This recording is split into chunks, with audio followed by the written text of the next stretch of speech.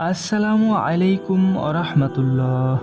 কি খেয়ে আপনি একটি সুস্থ এবং সুখময় জীবন লাভ করতে পারেন? কোন আমল করলে আপনার স্বাস্থ্য ভালো থাকবে?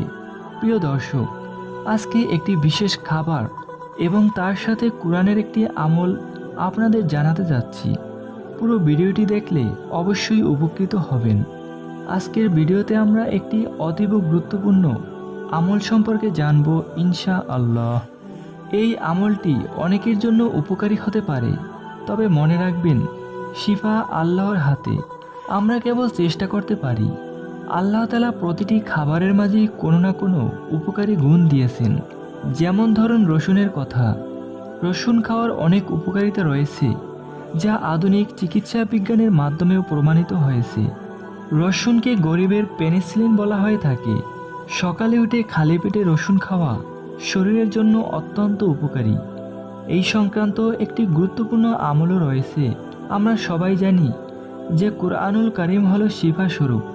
আল্লাহ পাক পবিত্র কুরআনে বলেছেন, আমি কুরআন নাজিল করেছি যা মুমিনদের জন্য শিফা ও রহমত। আল্লাহ পাক রব্বুল আলামিন পবিত্র কুরআনের শুরুতেই আমাদের জন্য সূরা ফাতিহা এনেছেন। সহিহ হাদিসে এসেছে, রাসূলুল্লাহ সাল্লাল্লাহু আলাইহি সাল্লাম ও সাহাবায়ে কেরাম রোগীর উপর সূরা ফাতিহা পড়ে ঝাড়ফুঁক করতেন এবং আল্লাহর শিফা দিতেন।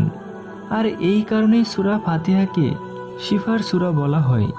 আজকে যে আমলটির কথা আপনাদের বলবো, সেটি পালনের মাধ্যমে অনেকেই উপকার পেয়েছেন। এটি কোলেস্টেরল লেভেল কমাতে, রক্তচাপ নিয়ন্ত্রণে, শ্বাসকষ্টে, অ্যাজমায় এবং হজমের সমস্যায় সহায়ক হতে পারে। আমল করার পদ্ধতি: প্রথমে আপনি 3 টুকরো রসুন নিয়ে নিন। এরপর রসুনের টুকরোগুলো সামনে রেখে বিসমিল্লাহ বলে সূরা ফাতিহা পড়ুন। এটি কতবার পড়বেন তার জন্য শরীয়তে নির্দিষ্ট সংখ্যা নেই, তবে ইচ্ছা করলে একাধিকবার পড়ে আল্লাহর কাছে শিফা প্রার্থনা করতে পারেন। তারপর রসুনগুলো কাঁচা চিবিয়ে খেয়ে ফেলুন। যারা স্বাদ সহ্য করতে পারেন না, তারা ছোট টুকরো করে পানি দিয়ে খেতে পারেন, তবে বড় টুকরো গিলে খাওয়া বিপজ্জনক, গলায় আটকে যেতে পারে। এতে রোগ প্রতিরোধ ক্ষমতা বৃদ্ধি, কোলেস্টেরল লেভেল কমানো, রক্তচাপ নিয়ন্ত্রণ, শ্বাসকষ্ট ও অ্যাজমার উপশমে সহায়ক, হজম শক্তি উন্নত করা, শরীরকে বিভিন্ন রোগ থেকে সুরক্ষা দিতে সাহায্য করা। প্রিয় দর্শক, এই আমলটি সহিভাবে করতে চাইলে বিশ্বাস ও তাওয়াক্কুল রাখুন এবং প্রয়োজনে অবশ্যই ডাক্তারের পরামর্শ নিন। কুরআনের আয়াত দিয়ে দোয়া করা সুন্নাহ, আর প্রাকৃতিক খাবার ব্যবহার করা আল্লাহর দেওয়া নিয়ামতের সঠিক ব্যবহার। আল্লাহ আমাদের সবাইকে সুস্থ রাখুন। আমিন।